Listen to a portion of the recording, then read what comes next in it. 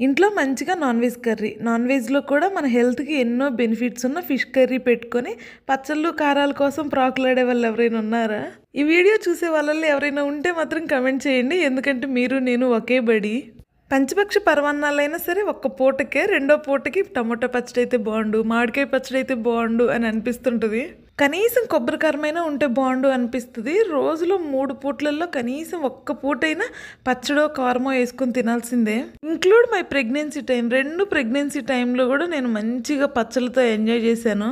నేను తిన్నా నాకేం కాలేదు అని చెప్పాను కదా అని మీరు తినమాకండి. కొంతమంది బాడీకి కొన్ని సెట్ అవుతాయి, కొంతమందికి కొన్ని సెట్ అవ్వు. మళ్ళీ తినేసి ప్రాబ్లం తెచ్చుకోవద్దు.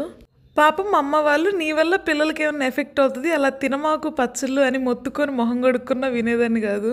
ఇది సండే రోజు తీసిన వీడియో. బ్రేక్ఫాస్ట్ స్కిప్ చేసేసి 12కి అన్నం తిన్నాము. ఇంక మళ్ళీ 4:30కి ఫిష్ కర్రీ తినాలి అనిపించగా కారం దోశలు వేసుకొని తింటున్నాం.